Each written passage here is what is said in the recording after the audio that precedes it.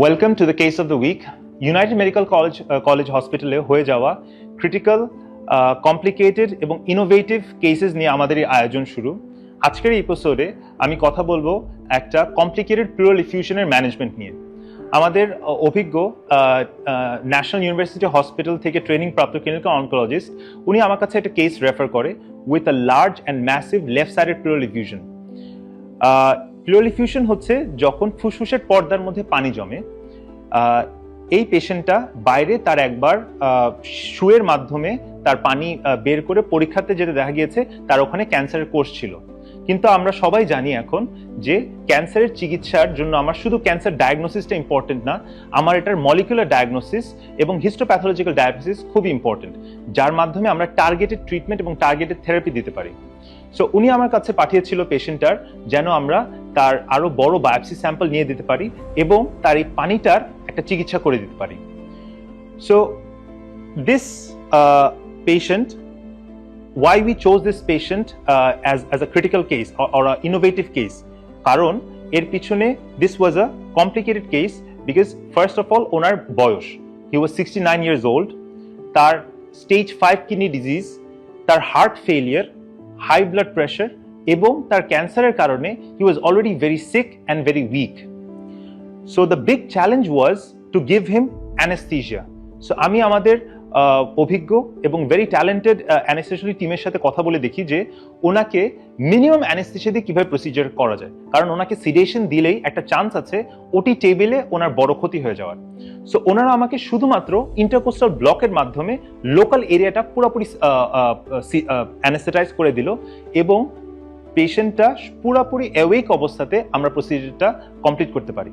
But there was another challenge and which is where comes the innovativeness.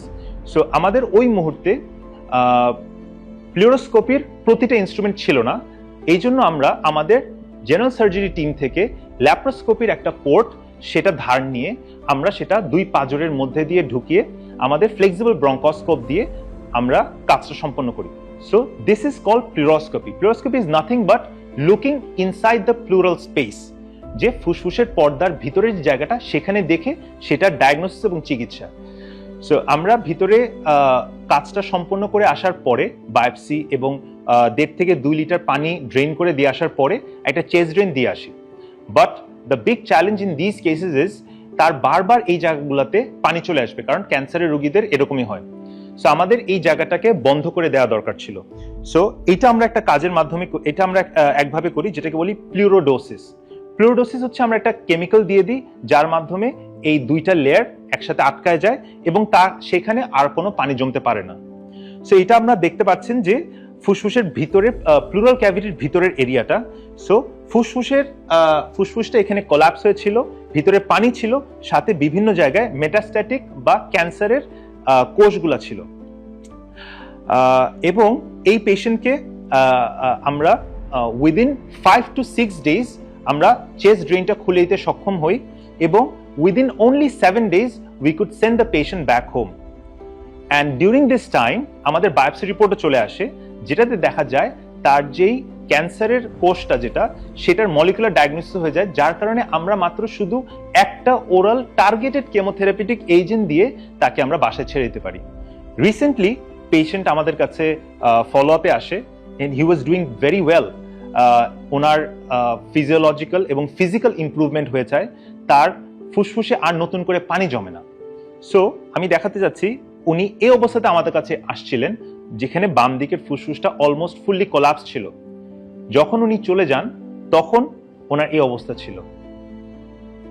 So the moral of the story is, although fluoroscopy is a relatively old and easy process, but the whole scenario এবং patient এবং সবকিছু মিলায় আসলে the challenge was there to manage the patient successfully. So আমাদের this was the full team who helped us with the full process এবং আমরা United Medical College হসপিটালে এরকম প্রতিনিয়ত এরকম সার্ভিস দেওয়ার জন্য we have a dedicated team at each and every department. So আজকে এখানে I welcome you to look forward for the next episode of Case of the Week.